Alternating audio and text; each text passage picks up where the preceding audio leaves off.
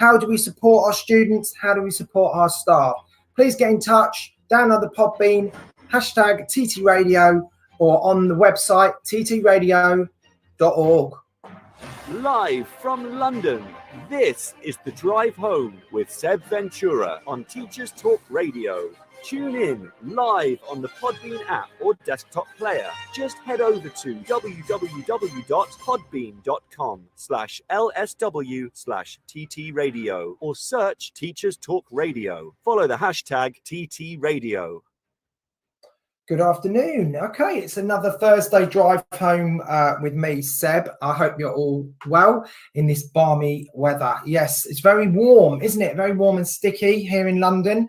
I hope it's warm wherever you are, and that you're tuned in and you're ready to enjoy another fantastic show. As I mentioned in the intro, today we are looking at the role of SENDCO, Special Educational Needs and Disabilities Coordinator, just in case there were people out there who weren't sure. I'm sure everyone is on board with what SENDCOs do.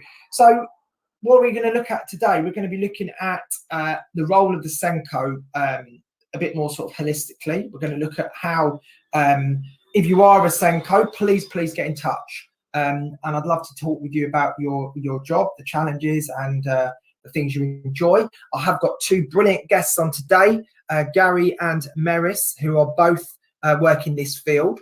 So I'm not going to spoil too much of that now, but if you stay tuned in, you'll get to hear their words of wisdom. So really, I'm looking for two things today from my listeners. Well, anything. You can join the conversation at any point. You can call in whatever you want to talk about. If you're a teacher, just call in, tell us anything you want to know or talk about that's burning issues. But in the whole, we are looking at the role of SENDCO. So we're looking at two sides. One will be if you are already a SENDCO or you're just about to become a SENDCO, what the job is like. So give us a call, message in, talk about that. I'd love to hear your thoughts on what is a very, very challenging role. So get in touch. If you're not a SENDCO, but you are just a straightforward teacher, you're not in that department at all.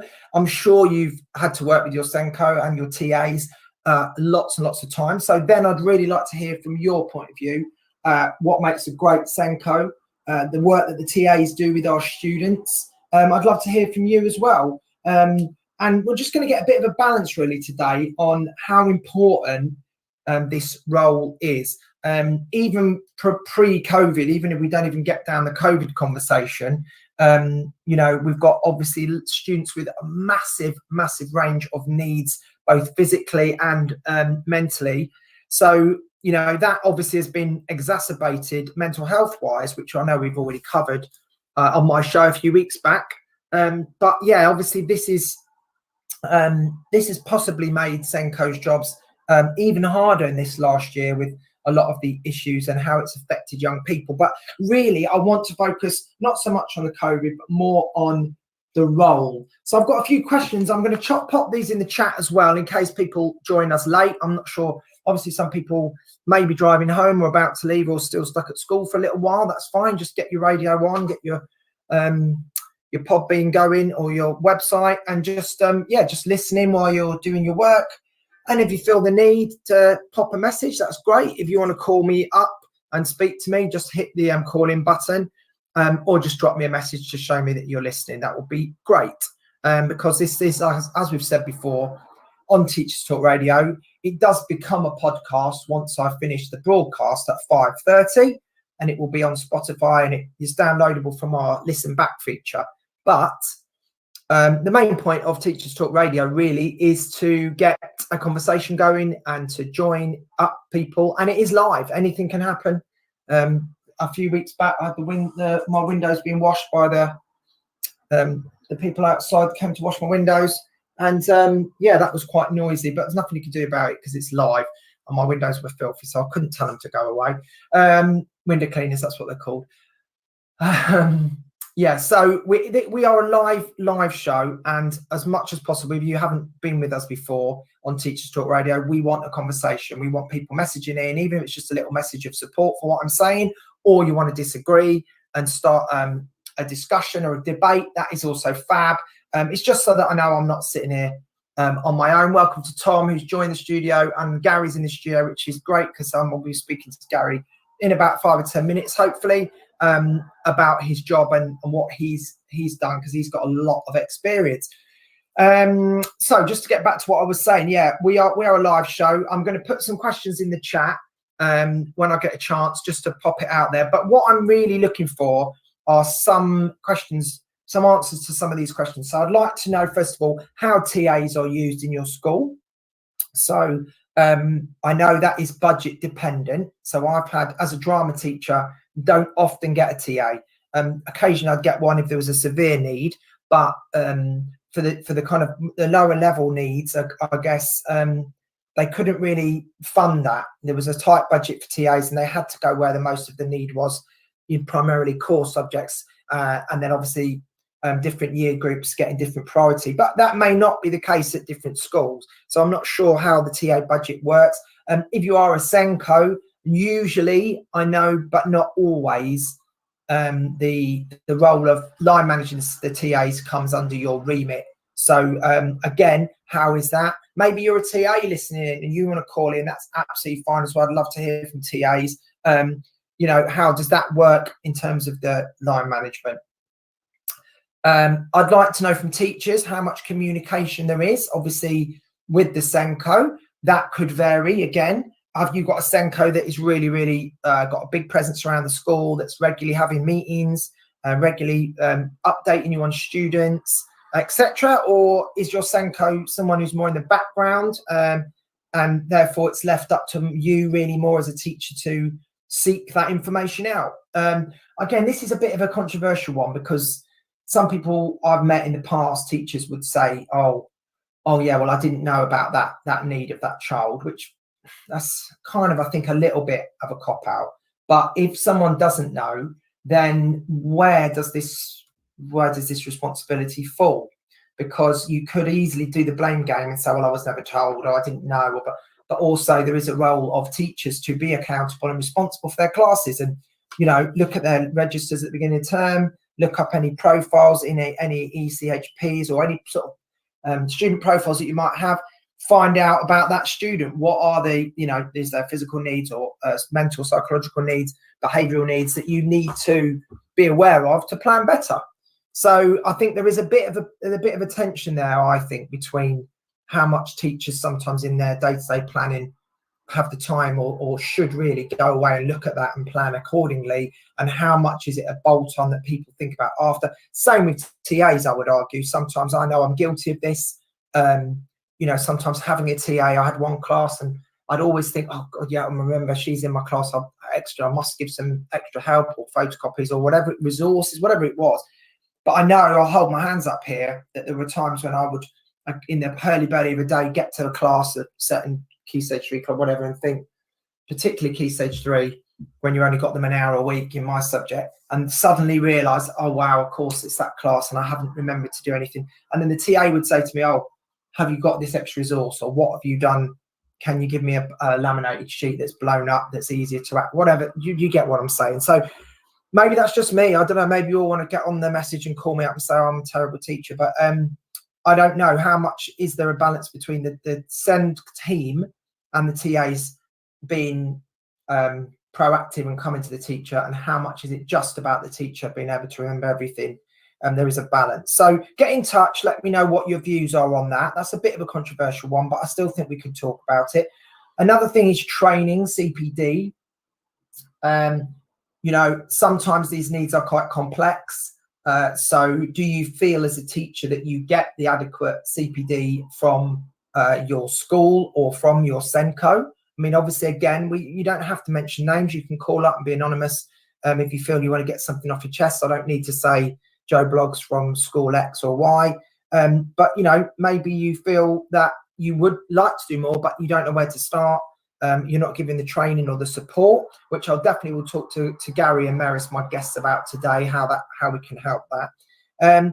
Also, teachers, what do you do? What do you add to your lessons, or what are some strategies? Let's get going on some strategies, and I will put these questions in the chat in a minute so they're there so we can see them. What do you put? What's some strategies you use commonly in your lessons that help these kind of students? So I've mentioned a few there about resources, laminates, etc. A really good one I was told a few years ago was, and this may not apply to every student, of course, but this definitely helped, was the idea that we when we put a PowerPoint up or a flip chart or Active Inspire, whatever you're using, often we may move on. You know, that classic question, can I move on the slides? Has everyone got down what they need? And often we just move on when we feel most of the class are ready. Now, a SEND student may well be quite far behind, or maybe struggling with the speed of their writing or their processing, etc. So that was always tricky. So I was told once by a Senko or a TA, I can't remember who, but they said, one tip they said was, why don't you print out your slides in advance, bring them to the lesson, give them to the TA either then or, preferably before. And I was like, I can do that. I don't really see what big difference it will make, but I did it anyway. And then it was a game changer. It really was, because then what happened was this student would sit there and we'd do the first slide. I'd then move on. And then I might have a section where I say, right, okay, you've got 5 minutes to do whatever it was. And then that student with their TA was able to then go back. And that is the key thing to it, being able to go back and go, hang on, what was on the last slide again? Which obviously, if it's an electronic PowerPoint, you can't do that. And you wouldn't do that for every kid because you'd never get anywhere. So I thought that was a brilliant tip. So one thing I would love to know is what are your best tips, or not tips, that sounds awful, but what are your best strategies that you've used with some of your vulnerable students, or your SEND students, and that have worked either for helping students or the TA. Sorry, I'm just typing and talking. That doesn't really work very well, does it, for me? So I'm not good at doing two things at once. I should have done that in the break, really. I'll just pop it in there if you give me 2 seconds, listeners. Sorry. I'll put that. I hope that makes sense. What are the best strategies for helping students and staff with SEND? I'll just throw that out there. I'll chuck some more out there later. But yeah, so we're looking at how you use your TAs if you're a teacher, how much communication there is between you and your Senko, how much training and CPD you get, what things do you put in your lessons that help SEND students. And the other flip side to today's conversation is, are you already a Senko? So if you already are, then I've got different questions for you. I would like to know how you got into it, which is what I'll be asking my guests, any training you've done, because apparently I looked this up earlier. There is a qualification that you need, the National Award for SEND, which you need to have in order to do this job. I think it takes eight hours or so. I think Gary's just calling in. I've just clicked him in. Hopefully he's coming in. And Gary, if that didn't work, just try it again. But I did click it to allow you in the studio. Maybe it didn't work. Just give it another try, Gary. Just click the call in button. Yeah, so you need, as a Senko, training in order to do it. Right, looks like Gary's on the line, so I'm going to stop waffling and let Gary speak. Hi, Gary. Hi, Seb. Can you hear me okay? Oh, yes, you're very loud, Gary. That's lovely. Well, I can back off a little bit if you like. Well, maybe I can turn you down on my computer, but you're just a little bit loud. You're not distorting or anything. You're just quite warm, but quite loud. But I'm just going to turn you down on my Mac. That'll hopefully be all right. How are you doing today, Gary? I'm doing pretty well, and warm but loud sort of sums up those Yorkshire people. Oh, right. See, sometimes with the Twitter, I get guests on. I don't always know where they're from. So whereabouts in Yorkshire are you? From Leeds. I'm in Leeds. And you're in Leeds, sorry. Oh, and is it warm in Leeds? Because it's boiling down south. Well, it's been cloudy all day, but it's very, very warm. And it's comfortable. It's fine. Okay, good. That's what we want. Comfortable is what we want, which kind of fits nicely in with today, really, doesn't it? Because it's really about making students feel comfortable and able to learn whatever the barriers are, I guess, isn't it? It is, and it's about supporting staff to support those students so that they can learn. Yeah, it's about whether or not, if there are barriers, then how we move them. Yeah, good. That's exactly what I was just about to say, because we just at the beginning of the show, I was just talking about that and the fact that the dual role of this job, I think, must be the challenging part of how you help the students ultimately, but through the teachers, because you're not actually in those, you're not teaching those lessons, are you? So you can't sustain, you'd need the teachers to be helped first and foremost, don't you, really? Well, yeah, and I'd actually cast the net wider. It's not just teaching stuff, because that's purely on academic learning. Yeah. I also think about all the school admin and support staff, because if you think about how many interactions your average student might have in any one day with different adults, then my view is that they all need an appreciation of different needs, not just teachers.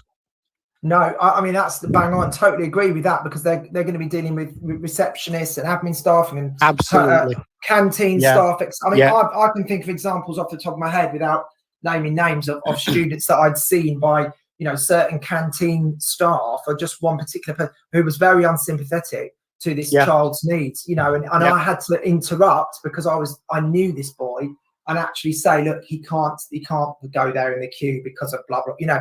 And it was an eye opener, because I thought, wow, how much do these support staff actually get included in that conversation?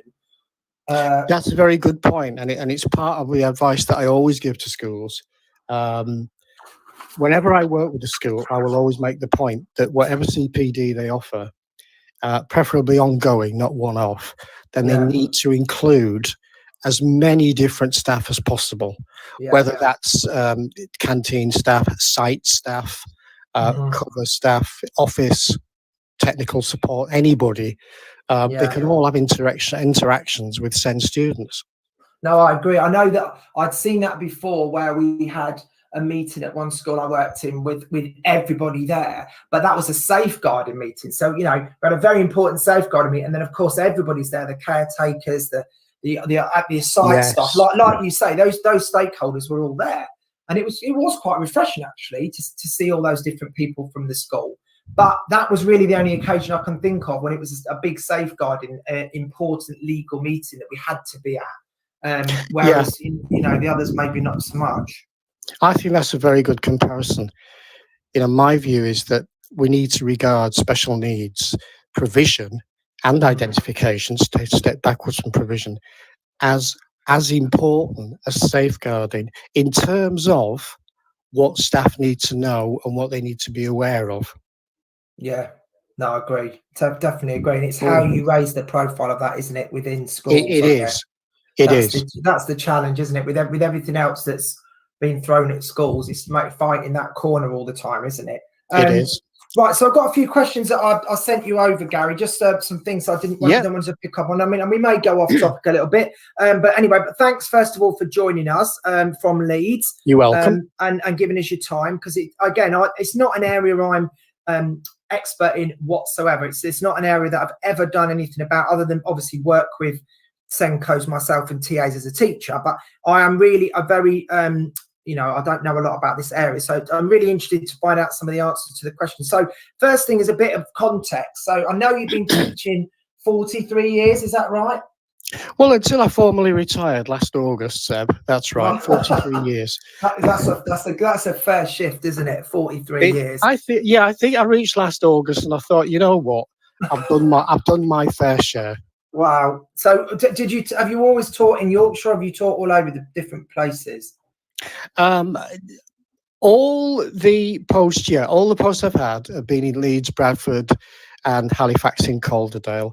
I have taught over in Liverpool, but that's where I did my qualification. Right. Yeah, so I did that back in 76, 77, where they told me that they couldn't understand my Yorkshire accent. Well, I can understand you, but it is a lovely accent, I have to say. Thank you. It is though. It's just so nice. So since this is my 11th show, and I've spoke to all sorts of different people from different parts of the country, and it is so lovely, because you get so, you know, just to hear one accent all the time where you live. Yeah. It's so lovely just to hear a different voice. So can you tell a bit about, I don't know, those 43 years, when did the Senko bit start? Was that halfway through, at the end, at the beginning, when you went down that road? Yeah, interesting question. I really started to think about getting into special needs in the early 90s, because I'd been settled in one particular role in a school in North Leeds for 15 years. Okay. And then I took up a post in a completely different part of Leeds that was economically very deprived area, and the needs were very complex in that area. and this was 1992, 93. So it's before the whole emphasis on pupil premium and disadvantaged. Right, but so what struck me straight away when I was appointed and I started to lead the humanities faculty was that unless I took a lead on special needs aspects of provision, I was head of humanities, but unless I took a lead on that, then we were always going to be struggling uphill in terms of supporting our students to actually learn and make progress. And that's where it really started.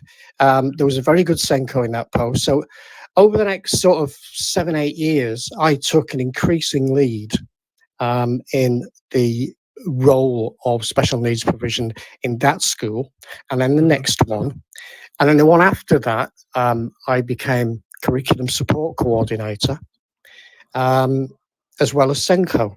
So it developed from there. Actually, it developed through me having that subject route, that faculty route through teaching that many people have, but just the realization that I needed to address the issue of special needs as head of humanities. Right. So it basically came from you realizing that there wasn't that much really happening, and it was a bigger thing that needed help with, I suppose. Absolutely. We had to start thinking outside the box. If if the children we were working with were going to make any kind of progress, then we had to start taking the initiative. And that's really where it originated. So the very early 90s. And do you think it's got, I mean, this is not a question I wrote down, sorry, but do you think it's got harder in the last 10 years, 10, 15 years, because there was more awareness and research about all these different needs that students have? Or do you think it's always been like that? No, I do. I honestly do think there's far more awareness. If I think back to 1977 when I began, excuse me, Seb, through the 80s into the 90s, there's far more awareness now of the different needs that there are, and also within each area of need, the different nuances that there are. Yeah. And also, I think there's an increased awareness that actually it's the responsibility of all teaching staff to meet those needs. Whereas until, my view is, and again, it's based on all the schools I worked in, until at least the early to mid 90s, it was very much a bolt-on thing, and it was the responsibility of the Senko and whatever TAs there were in the school. I mean, then most schools were very, very lucky to have any TAs at all. And I think that's developed over time. But I think it's the awareness. And based on that awareness, then other things have happened. So there's been an emphasis on, for example, increased CPD support for school staff. The training and the qualification for Senkos has been a recent development. Right. And all that has arisen out of that increasing awareness. I'm not necessarily connecting the two, but I think it also coincided with the introduction of the national curriculum and Ofsted. Right, yeah. So it's possible to make a connection between those three things. Yeah, basically, I mean, I think you're right. I think it's maybe not explicitly, but certainly as the sector, I guess, has changed. You know, those things, national curriculum Ofsted, those things changed the way we teach, didn't they? So there's no absolutely. So there's no question that they had an impact, and maybe just the tightening up of certain other things and the accountability and. But I certainly think, in terms of needs in just outside of teaching, in society, there's a greater, personally think there's a greater awareness of, things like autism, just to pick one out of the thin air. There's documentaries on it, there's fictional programs on it, there's a whole week on, just as an example of autism, where maybe 10 years ago, people would not have even knew what it was, possibly, or longer. Do you know what I mean? Again, I agree. Although I need to differentiate, no pun intended, but differentiate between two things, which is the knowledge that it's there and the understanding of what it means. Right. Yes. Because the two are not the same. No.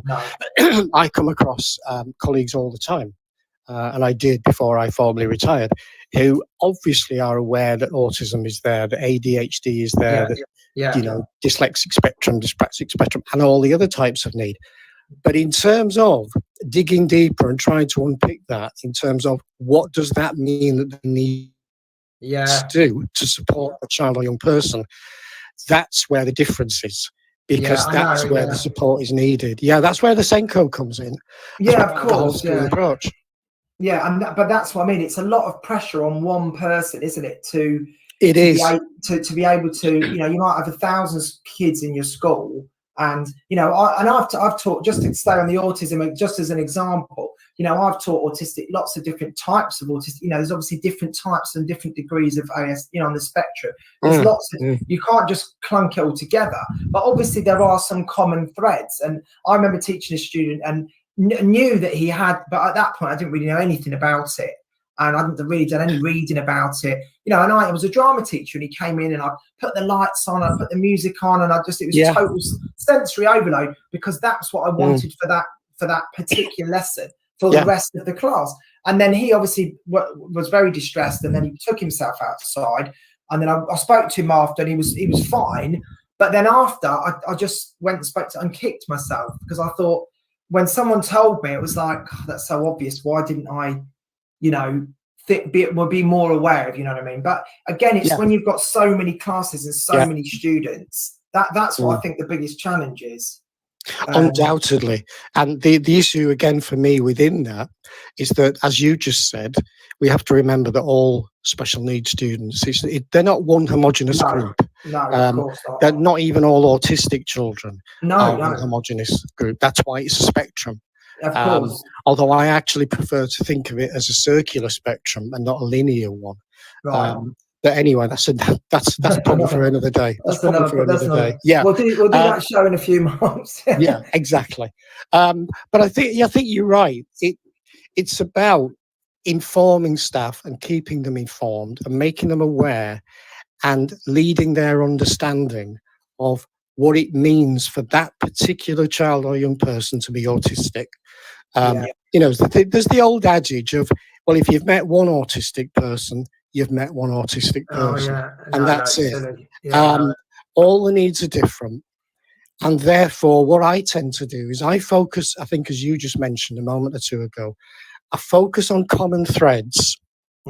However, what I also emphasize is it's a case of getting to know your student. Of course, because what will apply for one won't apply for, it will help one, but it might not help someone else. Exactly. And that again is the reason it's so complicated and challenging, isn't it? There's no getting away from it. We can't just say, especially because we do get a lot of, younger teachers listening to the show. And it is that thing of, this is hard. You can't, just like you say, you can't go, well, there you go, they're all like that, so just do this and then it'll all be fine. Absolutely. It is more about knowing your kids. And like with that student I mentioned there, he was a lovely, lovely kid, and he did well. He got his grade in the end that he needed. But, I didn't then think, every lesson with an autistic kid, I'm not going to do that lesson. But it was about getting to know him, because there were certain things he said, no, I don't mind a bit of that, but just don't do too much of it. So you're right, it's really difficult. But that, I guess, is the challenge, because how do you, with anything else, you would, so I've led CPD for a number of years. Anything else, what you do is you'd find a strategy, and then you'd, teach staff how to do it or help staff, and then you'd roll it out. And with this, you can't do that, really, can you? You can't, which is why I think having what's generally now known as a whole school approach to special needs is the crucial thing, so that everybody feels involved. I mean, I was presenting this morning to a conference, and I was talking then about co-production, that phrase that gets used a lot in the area of special needs, co-producing between school and parent to meet the need. And I did make the point that in terms of Senkos, the whole staff and the whole school should co-produce special needs. In other words, all be involved in it, all be consulted, all contribute, with leadership, yes, from the Senko, and hopefully from a senior leadership team that the Senko may or may not be part of, and again from the governing body. But ultimately, it's a whole school responsibility thing. And I think that's crucial, because then what follows on from that is that subject areas, departments, or in primary schools, key stage groups, they can actually start to focus on what they are doing as part of that whole school approach to meet someone's needs. So you can start with what I tend to advocate the use of. You can start with a pupil profile so that you get an idea of the needs and what that particular pupil is good at and the kind of support they need, which comes down to the teacher, not a TA. You can build on that with what I call strategy sheets. So you get, this is where the threads comes into it. So you can give strategy sheets for autism, ADHD, dyspraxic spectrum, dyslexic spectrum, etc. And they have the threads. So you've got the individual bespoke picture with a pupil profile. You've got the general threads in a strategy sheet. Right. And then often it's a case of making sure, for example, and again, I advocate this with schools that I work with, trying to ensure that special needs as an agenda item is there on every single subject or department meeting. Mm-hmm. So, you know, let's have a look at this, folks. How are we teaching history to help so-and-so make progress? How are we delivering technology to help this child or that child? And it's about all the different elements coming together. Yeah, and I think, again, you've hit the nail on the head with, again, why it's tricky. Because, again, you would say, you know, the different elements of running a school, you know, all the different parts of that, you know, when people say, I've had other guests who, my guest a few weeks ago, Stephen Walker, who's a mental health expert, and he was talking about putting more training into the training year of teachers to learn about, but again, it's this whole thing of everybody's fighting for the same bit of time. But no, I totally agree with what you're saying. I don't disagree, but it's that thing of everybody wanting something on the agenda, aren't they? Well, let's put, because I safeguarding was always on meeting. We had to have that on the agenda. That was like a kind of you know, a school policy that we had to do. And then it was always, we had to have year 11 on there, you know, because that was that time of the year important. And you know, it just becomes difficult, doesn't it? But I agree. It does. But it sort of goes back to the issue I raised a while ago of safeguarding. If safeguarding, and it very often is, it usually is, in fact, a standing item on meeting agendas. Yes. Then so should special needs be. Yeah. Because within that special needs umbrella, you can talk about a very wide range of things. So it's not a narrow field at all, because what works for special needs students will almost certainly work for anybody. Yeah, no, that's so you can develop the methods and develop the pedagogy, develop the strategies. They will work for other people as well. Yeah. That's interesting, because that's the one thing I did want to talk to you about, which was about the differentiation thing, because that has become a bit of a you know, a sort of a naughty word recently in the last few years. From what I've seen, you know, David Didow referred to it as, you know, the dark arts of teaching. A lot of people don't like using it, and they say that responsive teaching is a better phrase. I wonder what your sort of view on that is about differentiation, because it sounds as if what you're saying, again, it's about something for everyone that then you adjust. You know, it's like you don't teach boys differently to girls, and really, I don't anyway, but some people feel like this. Do you know what I mean? It's like, it would never occur to me to teach one group differently to another. No, not at all. In terms of differentiation, there's a lot of points to consider there. I think you're absolutely right, that it's become a word which has got connotations which were not there 10, 15, 20, 25 years ago. They were absolutely not there. No, and it's become known. It's become misunderstood, I think, as you give two different children something different to do. And that's what you've differentiated, and you're hopefully meeting need. The point is that if a child or any student has their needs met through differentiated quality first teaching or high quality teaching, if a teacher, and I'll come back to the meaning of differentiation, but if a teacher can meet those needs, then they don't have special educational needs, because the classification of SEND is someone who needs provision which is additional to or different from. Right. So if what you're doing as part of your universal high quality teaching meets somebody's needs, then by definition, you are not delivering something which is additional to or different from. Yeah. Therefore, they don't have SEN. Now, in terms of, and you can differentiate within that, but I agree. I don't like the word differentiate. No. There's two phrases I like. One is responsive, the other is adaptive. Yeah. That we adapt what we do. Because my view is that you always aim at the top. In other words, I think we should never talk about high ability or low ability. No one knows what another person's ability is. We never know that. What we see is their attainment. What have they actually managed to attain or achieve over a period of time? So my advice always is aim at the top. And then for anyone else who does need that additional to or different from, then you have to structure it.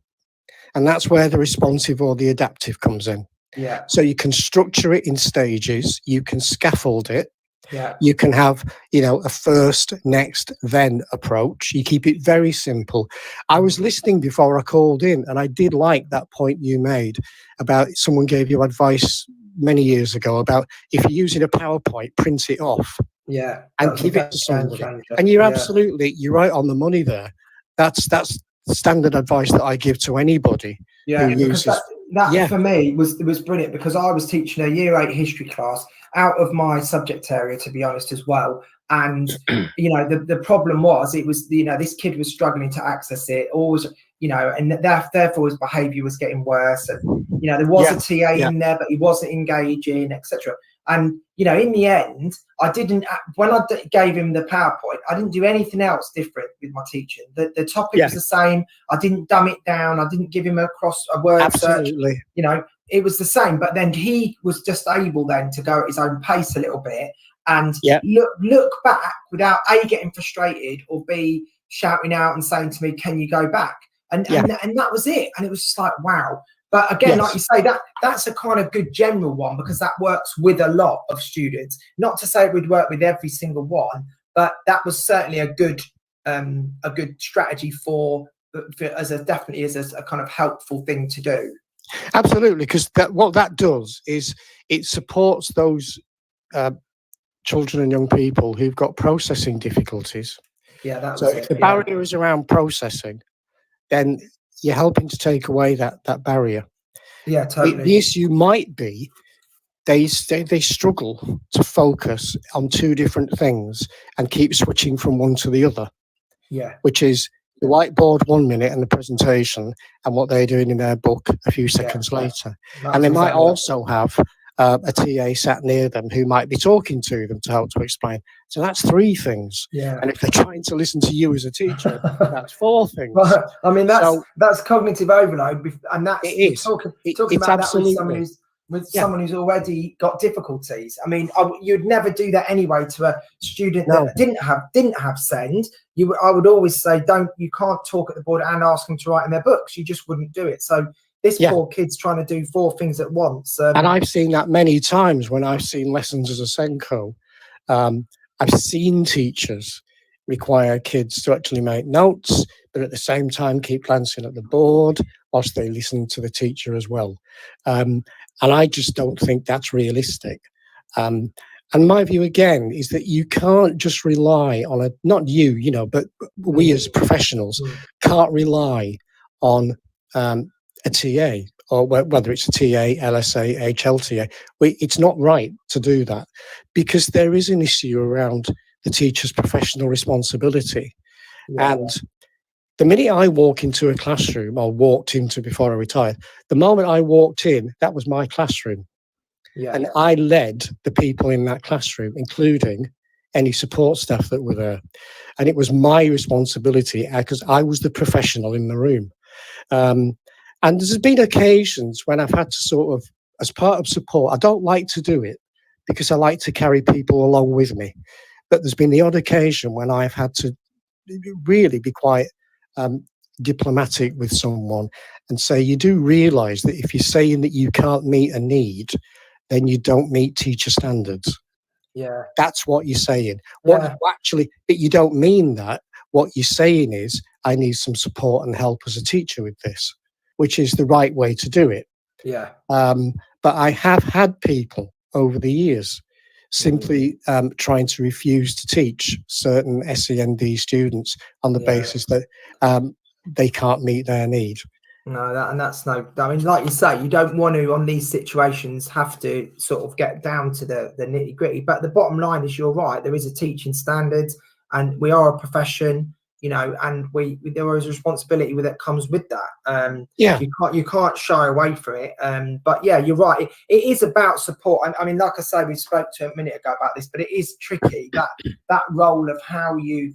I guess it's how schools give time to the Senko, time to the staff to have the input enough to be able to have teachers who can't turn around and say, well, I didn't know anything about it, or no one's helped me with this, or because again, like I said before you came on, it's that thing of you are responsible for that class. You need to look at the register and know who you're teaching. Absolutely. Yeah. Maybe not in the first lesson. You wouldn't, you know, you're not expecting someone to know every single, but over a period of time, you know, you'd want after a few weeks somebody to at least know people's names, wouldn't you? It's about, oh, you would, but it's about building a relationship with the students that you have with you. And in terms of support for a Senko, for example, because it is, I mean, I said it on my presentation this morning at a conference, a Senko is a very lonely role. There is only one in a school, and you've got the responsibility to lead SEND. And the point is that it's about awareness of the role of a Senko and the challenges that go with it. And I think there are two parts to that awareness. One is self-awareness on the part of the Senko. So in other words, if they believe that their well-being and their mental health and how they feel in themselves, if that's deteriorating because of their role and their work and their job, then they need to take a step back and think about it, hopefully along with their line manager, hopefully. And I've been very fortunate, and I think it's fair to say that without any names mentioned, in every school bar one, I have had a superbly supportive head teacher or principal, in every case bar one.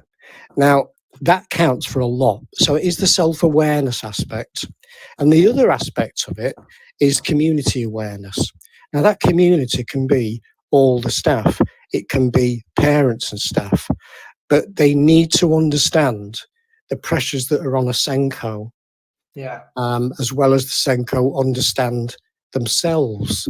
If all of that makes sense, it's a two-pronged approach to understanding and having that awareness.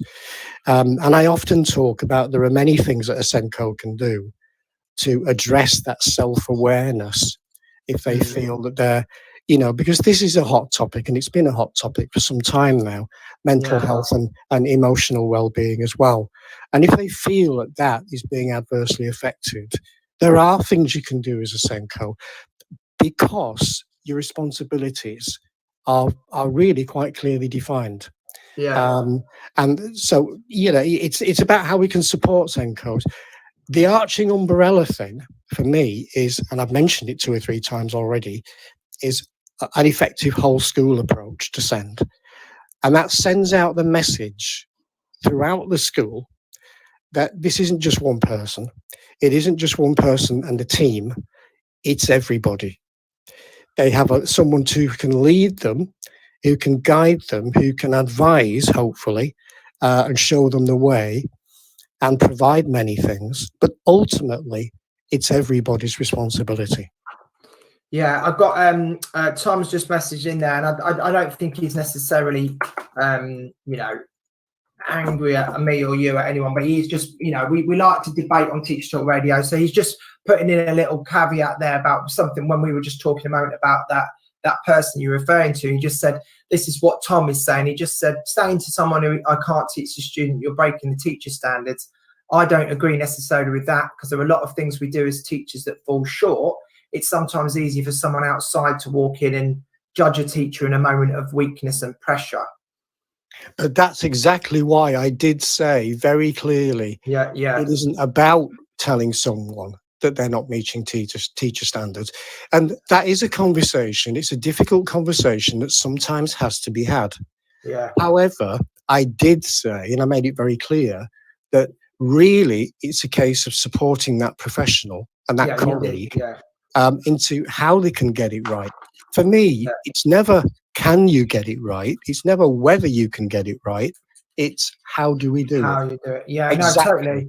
Yeah. And that's what I'm saying. I think that's why it's tricky, because nobody's going to sit there. No teacher's going to sit there and say, "Oh, I don't want to help." So no one's going to do that. But it's not about necessarily wanting to. It's about being able to do it, being trained how to do it, be supported, and that's why it's so complicated. Being a teacher is complicated. Working in a school is complicated. Yeah, because it's a hard job. You know, for teachers, for Senkos, for the kids, for parents, it's hard. It's hard work. Well, that was. I've learned a lot from that conversation. I really have, Gary. I'm really pleased you call in. I've got Meris calling up in a little while. And she's a Senko, working Senko in a school. She's not retiring just yet. But I will definitely have a lot more empathy for her role from having listened to what you've had to say, because you really opened my mind on some things there. I'm not going to go through any more of the questions because I'm aware of your time, and also callers that are listening. If you do want to get in touch and ask Gary a question, or even just message in and tell us your experiences, please do. But before you go, Gary, do you mind playing my funny little game that I told you about? Oh, go on then. Yeah, because I do this every week. It's part of my drive home show, and I do it partly because, you know, sometimes the topics can get a bit deep and a bit heavy. So I just do it to end the call with a kind of bit of light-hearted silliness. So I'm going to play my jingle for it and listen to the instructions, and then I'll tell you, and it'll only take a minute. All right. So here's the jingle. Off you go. The rules of the game are quite simple. You have two choices, A or B. You have to decide which of those options you prefer, with no explanation, no justification, and no judgment of your choice. It's just a choice, a simple choice. Listeners of the show can also take part, but we'll never know their answer. So the time is now. The pressure is on for you to take your pick. Okay, does that make sense? It does. Yeah, of course it does. Good. All right, well, I'm just going to carry. I'm going to just play the game then. Already. So number one, beer or wine? Wine. Okay. Football or rugby? Football. Science fiction or horror?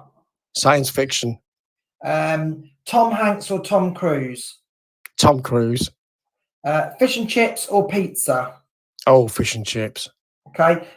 Fiction or non-fiction? Non-fiction. Summer or winter? Absolutely summer. Yeah. Sharks or dolphins? Dolphins every time. Okay. France or Belgium? Belgium. And then the last one, I always make the chips are nicer. They are nice, aren't they? The last one I would say is the sort of education controversial one, which there isn't really a right answer, but I like to just chuck them in there. So your one will be, which is trickier for staff to help with, physical needs or psychological needs? Psychological needs. Why do you say that out of interest? Because it's like the sign that you often see about trying to explain to people that not all disabilities are visible.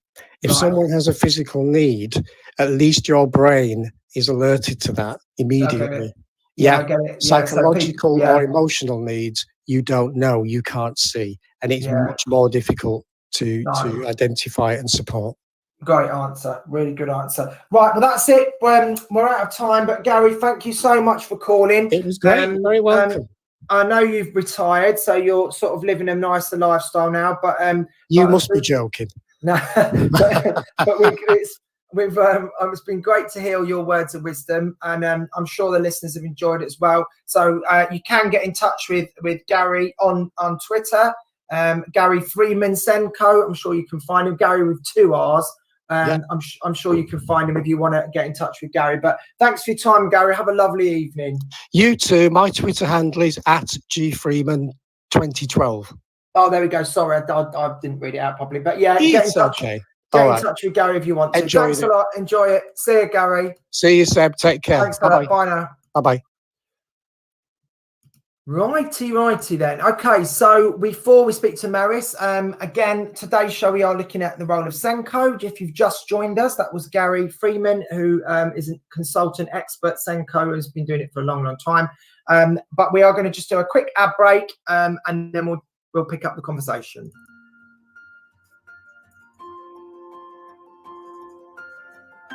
Introducing Amanda Davey. Amanda is one of the first specialist teacher assessors for dyscalculia in the UK and offers dyscalculia tutoring and bespoke training for schools. With 26 years of teaching and tutoring experience in the UK, Amanda offers specialist online tuition focused on building confidence and developing skills. Amanda also offers online and face-to-face training on dyscalculia for educators, informing practitioners as to how to identify children that may have dyscalculia and how to support them in class. Find out more about Amanda and what she can offer you at www.amanda-davey-dyscalculia.co.uk. Great, that was a little ad break there. Again, if you want to, if you're out there or you know anybody who runs a business to do with education and they want to get in touch, then get on our website. And if you want to book up some ad space, you can do that as well. Great. So yes, we've just had Gary on the show. We're talking about Senko. We also, I'm going to throw another little curveball out there if we get time, but we might not. Another little thing I'd like to know is if you're listening there and you teach year 11 or year 13, or you did teach them, what is your gained time situation? How are you using it, or how you are being used? So if you're just joining us, we are focusing on Senko, but I also would like to get a bit of idea, because I know some schools are aware that the year we've had about giving teachers their gain time and letting them get on with planning and curriculum stuff, catching up. But is that your experience, or are you being used for cover? Is your gain time being eaten up by other things and you're not actually getting those hours back that you can use to get ready for next year? That's always a bit of a controversial one, because obviously some teachers don't have gain time because they maybe teach Key Stage 3 all year, and they obviously don't get that time back. But yeah, I'd be interested if anyone's got any thoughts on that. So we've got another guest just after 5 o'clock, who is Maris, who is she is a Senko. She hasn't retired. She's been teaching about 15 years. She was a music teacher. She still is a music teacher, amongst other things, but she's also a Senko at her school. So I'm going to be asking her some of the same questions I asked Gary, and some different ones as well. In the meantime, if you want to get in touch, please do call in, click the call in button. If you would like to receive a Teachers Talk Radio mug, you can click the button, call in and give me your thoughts, and I'll send you a mug. If not, just ping me a little message on the chat. Tell me where you are listening from. Tell me what you want to know, or tell me what your thoughts are on some of the questions I've popped out there. So how do you use TAs is a key question. How do you work with your Senko? What do you put in your lessons, strategies or ideas that have been impactful for SEND students? If you are a Senko, let me know, what tips have you got for us teachers? How do you keep the parent loop going? And yeah, I mean, as I did a bit of research for this show, I didn't actually realise, and I don't know when this happened, but Gary referred to this. If you are interested in being a Senko, you do now need to required to do a training, which is called a national award for SEND, for being a SEND coordinator, and you do have to take that. But I think you can do that alongside your teaching, and it says, I think, 8 hours of 8 sessions you've got to do, and maybe there might be an assessment. Maybe Maris can tell us more, but yeah, you need to do the training. Yeah, so that's something you might want to do, or might be interested in doing in a few years' time. How do you use your TAs? What is your relationship with them like? Do you have lots of TAs or only a few? How do we train staff? Tell me if you're a teacher who's struggled with a certain student, and then, you know, not necessarily had the support, or maybe you don't know where to get that from. What is the CPD like? And I think Gary referred to this. It's very difficult. How does your school, make time for it? If it's put on the top of every agenda, that would certainly do it. But how realistic is that in schools where there are other things that have to be on those agendas? So where do you get the time for it? How do you then make sure the students are supported in the best way possible? Another thing Gary said, touching upon it, is you can't say to every student with a SEND that's either autistic or dyslexic, oh, they're all the same, because we know that isn't the case. Therefore, how can we give strategies to teachers if all the students are individual? And I think it did come down to a bit of what Gary said. You need to know your students. You need to know them individually as best you can, to help you then work out what works best for them, with professionals that help with the TA, with speaking to the SENCO, speaking to the parents, speaking to the student, what works for you, what are the barriers, because that's the only real way we're gonna help these students is know what works for them individually. Maybe it's a cognitive thing that they're struggling with, maybe it's something, a language barrier, whatever. Well, I'm just going to give us a quick news break before we speak to Maris, so that we don't miss out on this week's news. May take a little while to load up because it's been a little bit slow today. This is Teachers Talk Radio, and this is Teachers Talk Radio News with Megan Goods.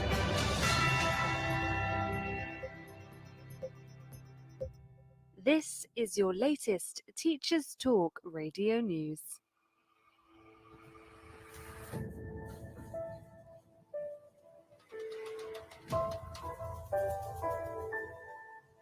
Education Secretary Gavin Williamson has criticised schools this week for restricting the school day.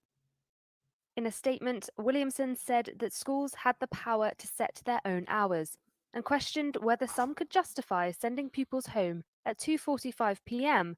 while others remained in school. He also claimed some schools were restricting what children could do in their lunch breaks. Speaking to MPs, Williamson said, "As we move forward over the next few months, there are significant challenges as we talk about the school day. We've seen too many schools go down a route of actually restricting what children have the benefit of doing. A school lunch hour has become increasingly restricted and is increasingly a school lunch half hour as against an hour." The accusations from the Education Secretary come as the government continues to battle criticism of their underfunded catch-up plan for schools.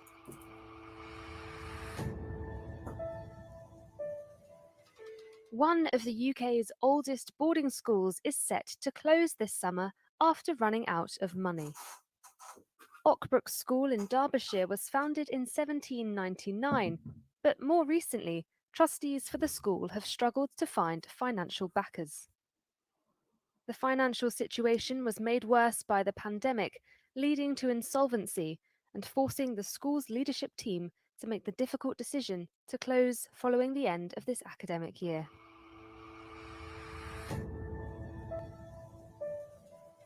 Teaching unions are calling on the government to reintroduce compulsory mask wearing in classrooms as cases of the Delta variant continue to rise across England. According to the latest figures from the Department for Education, 1 in every 50 secondary school students in England was absent for COVID-related reasons before the half-term break, with a huge rise in children self-isolating. The data also showed there were 4,000 children in state schools with confirmed cases of COVID-19 on the 27th of May, the same as the previous week.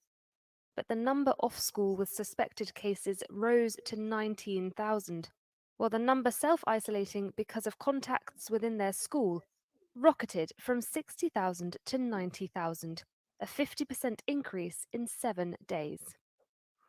Several education figureheads and Sir David King, a former government scientific advisor, have requested the return to mandatory masks in the classroom. That was your daily education news briefing.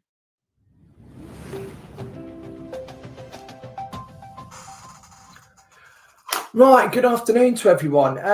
For some reason, I've just noticed that this show is going out as the Drive Home Show with Alfred Batch tomorrow, 11th of June. I don't really know why that is, what's happened there. There was a bit of an issue logging on today, so perhaps something went wrong during that bit. So I apologise to Alfred. Obviously, his show is tomorrow, the Drive Home Show. Today is the 10th. And I'm not Alfred, I'm Seb Ventura. So I know Maris, my guest, was struggling to find the studio, but she now has done that. So I'm going to invite her in and we'll speak to Maris now. And hopefully that's sorted that problem out. Maris, are you there? I'm here. Hello. Hello, can Maris. You hear me? I can hear you. You've got headphones in? No. Okay. But hopefully you can hear me all right. I can hear you, but without headphones, sometimes a bit of an echo. So I don't know if you have got any. Oh, no, it's fine. It's not echoing now. It's all right. Good. Well, thanks for joining us. No problem. I don't know why that's got the wrong title on, because that is obviously not me. That is tomorrow's show. So that's probably why you couldn't find it. That confused me. Thanks. Oh, I've got a horrible echo now. It's sort of popping in and out. I'll just keep going. Right, so we spoke to Gary. I don't know if you heard any of the call earlier. No, I've been in a meeting, sorry. Right, no, that's fine. So just so you're aware, we talked about lots of different parts of the role. He's a retired Senko, but he talked quite a lot of detail, but not on everything I wanted to ask you. So I'm going to ask you some sort of different questions. So just tell the listeners a bit about yourself, Maris, and how long you've been teaching and really how you got into being a Senko, really. I've been teaching for 13 years, and I got into the role of Pupil Premium, and then from that, I was asked if I was interested in the role of Senko, and it went from there, really. Right, and so have you done this training that you have to do, the national award thing, or did you not have to do that? Yeah, no, I've done that. I did that on my first year, actually. Right. So I qualified for 5 years now. Yeah, but I think you have to do that now, don't you? That is a compulsory element. Yeah. And what was that like? Quite heavy going whilst doing the role itself. Yeah. It's a necessity for the role. You learn quite a bit of the legalities whilst doing it, which is a positive. But it's also a role that you learn a lot whilst doing it. Yeah, I was going to say you must learn a lot on the job with it, I suppose. Yeah, absolutely. Well, I would say that's where the majority of the knowledge comes from, actually doing the job itself and communicating with other professionals.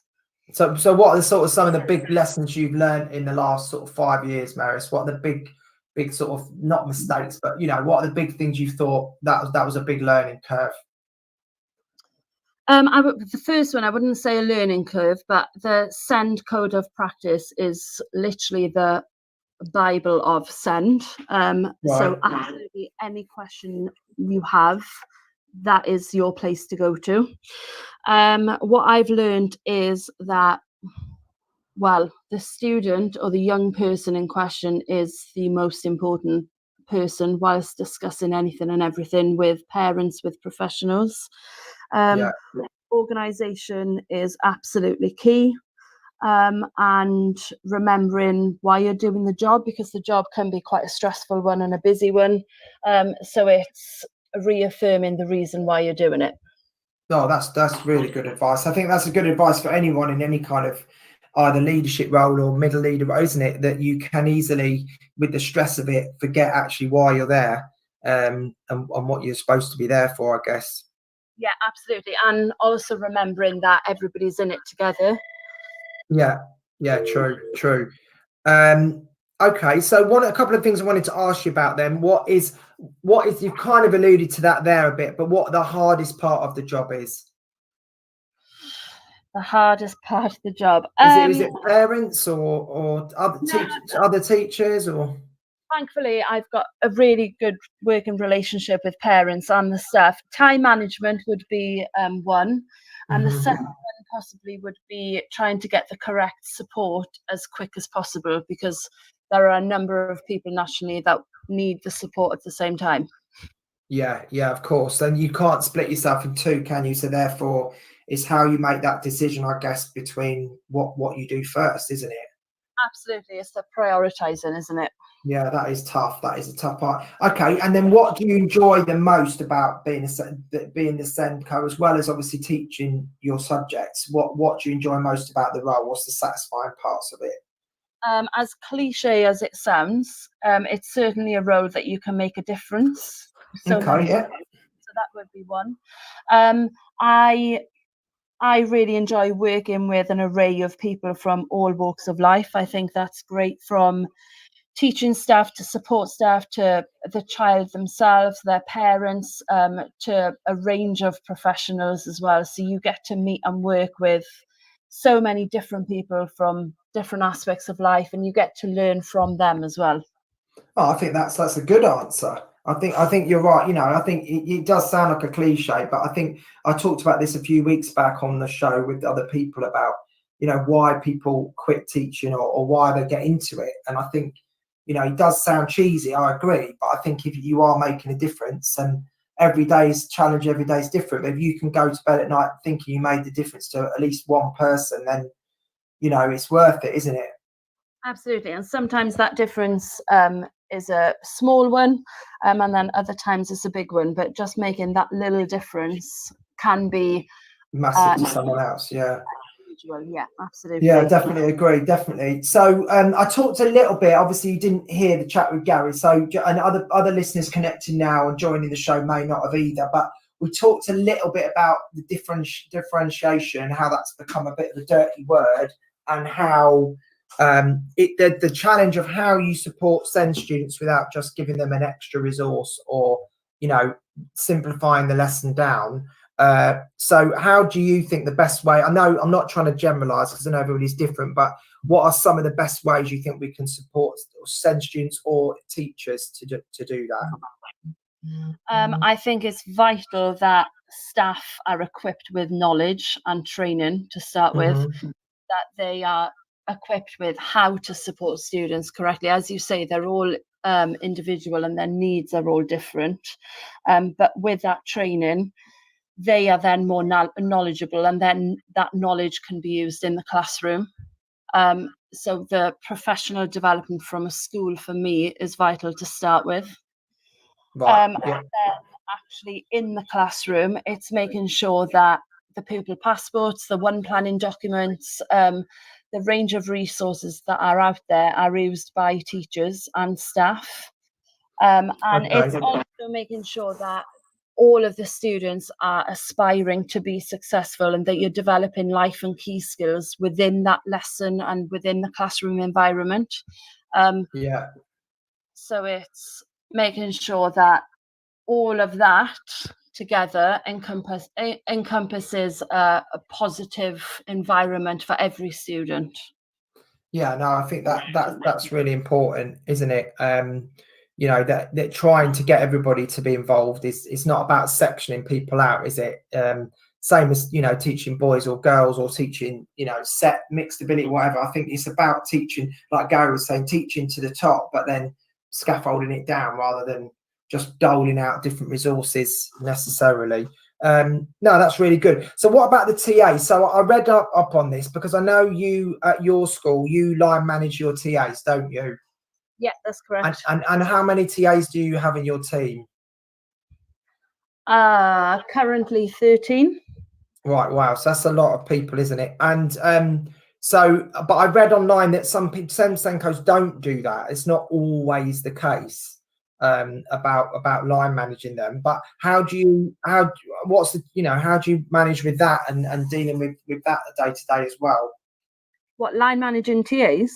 Yeah, no, I mean, I don't mean how you manage them. That's what I was thinking. No, I don't mean it like that. No offense to any of your TAs. No, I just meant how, I guess what I'm talking about is the budget part of it. How do you decide, how do you deploy them when you can't put them in every single lesson with every single kid on who has a need, can you? Because you won't have enough, surely.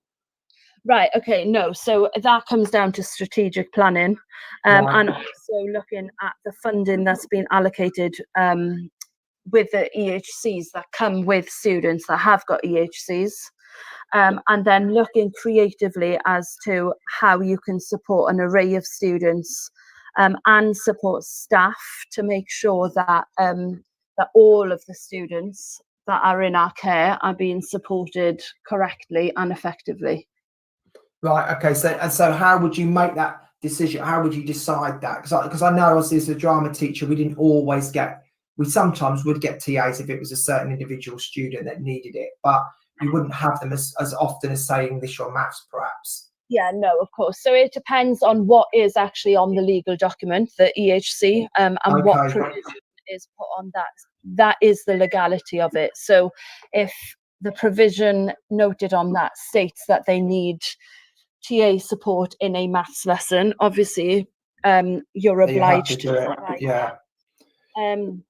So it depends on that, and it's also then looking at how best to do it. So your high literacy lessons, if you've got a number of students with literacy needs, you'd be looking at the high literacy lessons first. But I'll go back to the staff training. It's making sure that your staff in the school are equipped and feel confident enough to provide quality first teaching. And then it's looking at the likes of interventions, and it's making sure that the students feel included, and that inclusion is a big thing in the whole school community. Yeah, I mean, I was going to say that. I mean, that is the inclusion thing is something everybody probably strives to do, but I know that your school is very successful with that. So how do you think you've managed to make it feel so inclusive in that way? What are some of the things you've done as a school to help with that? Raising awareness is one, with students and with staff. We also try and ensure, well, we do make sure that all of our students are in all lessons. They follow the same, they follow the national curriculum, they are part of the class, and they feel included in everything that we do. So even with trips, we would never make sure that a trip runs if a certain individual can't access it. So we will absolutely make sure before anything is planned that every single student can access that provision or the initiative that we are looking at. Oh, that's great. Yeah. So that's something now, do you think maybe in the past we maybe didn't do as well in education? Like, think about that first, and, you know, perhaps in the past, I'm talking before you were Senko probably, but, you know, sort of thinking about these students afterwards, and then, you know, whereas you're probably putting it now more at the planning part, so that people are thinking more ahead, aren't they?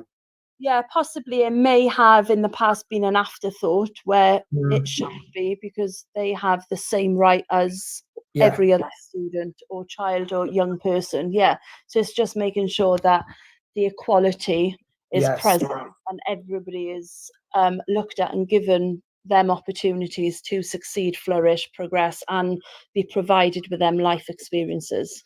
Yeah, and I guess what me and Gary also mentioned earlier about the fact that physical needs, you can sort of see that, but the more mental or psychological ones, you can't. So, you know, like you say, and especially, and we will talk about this in a moment, but with COVID, but, you know, with mental health issues, I mean, that comes under the remit as well, doesn't it, of what you're doing? So, you know, how you would on a trip necessarily, you know, not that we've been on trips, but, you know, thinking ahead to a trip, unless you've got a student with maybe some anxiety, how you would make sure that kid can still go on the trip, but make sure the teachers are aware of it, I guess. Yeah, absolutely. And making sure that the person that you're discussing feels comfortable. They know that there's a plan in place, but they feel comfortable and confident with the things that are going on. So it's making sure that they're involved in all the processes, all the planning, and that they can see that they might be struggling with things, but that doesn't stop them from doing things. Yeah, and I guess you've got to balance that between making a big deal out of it for them in front of the other students, haven't you? Like, you know, saying to them, look, we know you've got an issue with such and such, but you know, you don't want to make it really obvious to the others, do you, necessarily? And that's one good thing. In our school community, I feel that everybody is accepted, and everybody, in regards to learning needs and SEN, everybody's treated the same, and everybody looks out for one another. And I think that's a positive in the community, that the school community that I'm working at. Oh, that's great. I'm just going to pause for a sec, Maris. Don't go anywhere. Just to say hello. There's a few people joining the studio. So Andrew is a regular, I know. A few other people joining. So thank you to those people. If you have got any questions for Maris or myself about the role of SENCO, pop it in the chat. Or even when Maris has gone, you can call in if you like. But yeah, we're just talking about the role of SENCO as a teacher. And as if you are a SENCO already working on it. So just a couple of other questions before I let you go, Maris, because I know you're probably really busy and I really appreciate your time after school. What I was going to say, oh yeah, so just to go to the parent angle on this, how do you, if you've got a parent, let's say with a student or a child, and they don't know, it's a new need, so not something that at primary school you've got the plan already, a developing need, how do you sort of work with parents to identify that maybe it's come up in lessons? So obviously communication is key. If we find that there may be a need, it's the dialogue between ourselves and the parent, and vice versa. If they feel as if they've seen that there's a new need, that they communicate with us. And it's looking at how we support not just the child, but support the parent as well, because they or the parent, because they often feel unknowledgeable, and they're seeking that support as well. So it's directing them to different providers, but then in school we can have that conversation with the student. We can look at books, we can set mini targets for them, so then the student or the parent can see that they're achieving little things, there's progress, there's development, and then we see if we need to get further help and support in it. From external agencies or formal support kind of things, you mean? But also it's dependent on what need you're talking about, but it could be in the classroom, it could be during social times, so it ranges. And as you've said about, well, at the beginning of this conversation, every need and every individual is different, so it varies what you would do, but ultimately communication, and it's having that dialogue, an open dialogue between everybody, including the person in question. Yeah, 1,000,000%. And I think it's a good point you make about the parents, because just because you're helping the student, it doesn't mean that they may be struggling emotionally with dealing with it as well, and they're going to need educating and helping potentially, aren't they, about what to do, because they're not like us in education, so they're not surrounded by this stuff necessarily. So I think that's really important. And the last thing I wanted to ask you about was just what your I don't really like to dwell on COVID because I'm sick of talking about it, but I do think it's important with this just to mention, what do you think the impact has been? Like, has it made your job harder this year in terms of the number of students with issues, or do you think that's just stayed the same, or not? The numbers have certainly increased. Whether that is short term or long term, who knows, because we don't know what's around the corner. I know you've mentioned that it's affected people's mental health. I think it's also affected the communication and interaction, because children, adults, they haven't had that time to go and experience extracurricular activities and to communicate face to face with people and develop their social skills. That ultimately helps people's emotional well-being as well. So it's affected an array of things, and it's making sure that we can support now, but also looking strategically to help everybody, including, as I said, the parents, the children, the staff, that we're equipped to support if these issues are long-term or longer term rather than the short-term turnaround. Yeah, no, that's a massive important point I think about all of this, is that there are immediate things that we can sort out quite quickly, aren't there, and people just adjusting back to normality, and longer term damage to particularly younger children or even sixth formers, I guess, of that lack of social extracurricular stuff. It's horrible, because it wasn't just a couple of weeks, was it?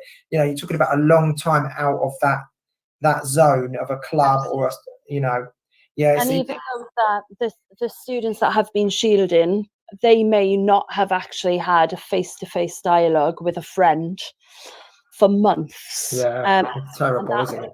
Ultimately, that is going to have a negative effect. So yes, there's positives, there's cons, there's concerns, but we've also got to look at the strengths that we've all come through this, and we're here to support, and we'll get through it. Yeah, definitely. I mean, I think there's definitely an increase in people's use of technology and Zoom meetings and things like that, which have enabled other things to happen that might not have done, and hopefully people will continue to do that. Okay, brilliant. Well, listen, thanks for your time. We're gonna play my quick game. You got 5 minutes just to play the game before you go? Yeah. All right, good. You looking forward to it? I can't wait. Okay, right. I'm going to play the jingle and then we're going to just play it because it's so easy. All right, ready? Here's the jingle. The rules of the game are quite simple. You have two choices, A or B. You have to decide which of those options you prefer, with no explanation, no justification, and no judgment of your choice. It's just a choice, a simple choice. Listeners of the show can also take part, but we'll never know their answer. So the time is now, the pressure is on for you to take your pick. Right, are you ready, Maris? Great jingle there, Seb. Thank you. I did spend ages on that. Right, so I kept having to explain the game to people over and over again. I thought I'm just going to have to do a jingle for this. Right, so I'm not going to explain it, apart from the fact that obviously I know some of my guests better than others, so I try and tweak the things a bit to what I know of them, without embarrassing people. So, okay, so you've got 10 to do. Okay, and here we go. Number 1, gin or vodka? Gin. Hockey or netball? Netball. Indiana Jones or James Bond? James Bond. Classic. I don't know why you said it like that. Classic novels or modern fiction? Oh, modern fiction. Ali G or Borat? Ali G. So don't have to explain, you just have to answer. Custard creams or bourbon biscuits? Oh, custard creams every day of the week. I can't even say bourbon biscuits. It sounds like bourbon, which is not that. Christmas Day or birthday? Oh, Christmas Day. Okay. Taylor Swift or Beyonce? Beyonce. Cardiff or Swansea? Swansea.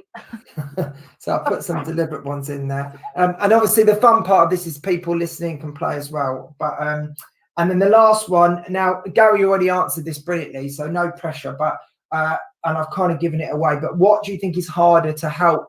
You may disagree actually with Gary, but what is harder to help support staff with? Is it physical needs or mental needs? I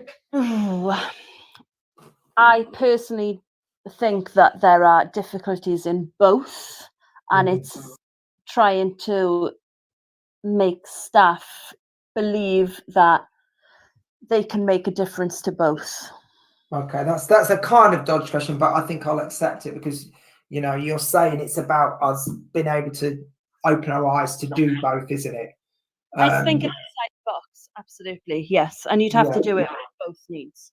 And I suppose the other thing is staff are all different as well. So we talk about the students being individual, but I might be more intimidated by a physical need than a psychological one, and someone else may find that easier to deal with than emotional. You know what I mean? So I guess all staff are different as well. So that student isn't going to necessarily present themselves in the same way to every teacher either, are they?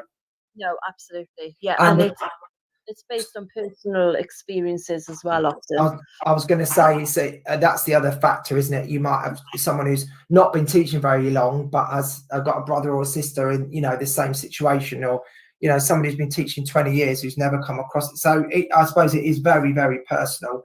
Right, brilliant. Well, I'm going to let you go, Maris. I'm sure. When are you driving home? Not for a while. Not for a while. Sorry, I probably added half an hour to your day, but we really appreciate you coming on and opening up about the role, because I know it's something people are interested in and want to know more about. It's all right. Thanks for the invite. You're welcome. Anytime, Maris, anytime. Please keep in touch. And yeah, have a lovely evening. Don't stay at work too long, will you? Thank you. Speak to you soon. Yeah, bye-bye. Cheers. Bye. Okay, so that was Maris there. A little bit of an echo, but not too bad. We I think we coped with that pretty well. Yeah, so we're coming to the end of the show. It is Thursday. It is the Seb Ventura drive home, not the Alfred Back show as is advertised. But if you have been listening today, thanks for your time and your support. As always, remember we are getting more and more hosts as the days go on. So we are nearly at full capacity. So there should be a show. I think we've had 5. Well, I've had 4 or 5 shows by the end of today. So we're nearly at the point where certainly the weekends, we've got shows all day long.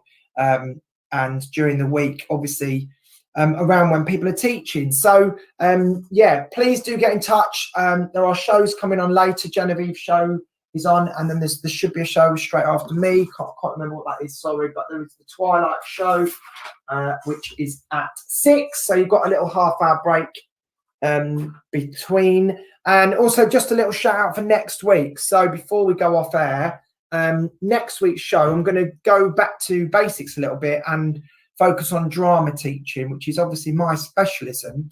But I'm going to hopefully have a couple of guests next week from the arts. So I'm going to have a couple of drama teachers talking to me about, again, we will talk about COVID a little bit and the effect of that on as a subject, how people have been able to do drama with the lockdowns and the zonings and the segregation. But yeah, so we will talk to, I've got 2 guests hopefully lined up for next week who are both drama specialists. So if you know anyone who's a drama teacher or anyone who's interested in that and they haven't listened to Teacher Talk Radio before, then next week is the show to tune into. So let them know. And I'll obviously be putting that all over the Twitter as usual. But that's about it kind of for this week. I hope that people listening have enjoyed that, enjoyed learning a bit about the Senko role.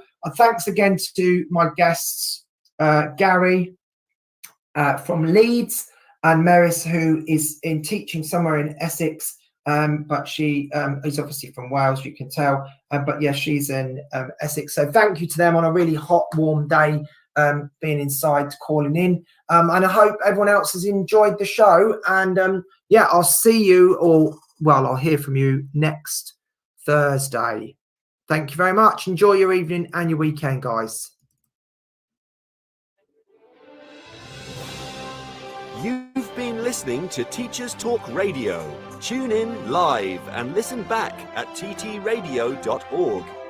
We look forward to hearing from you next time on Teachers Talk Radio.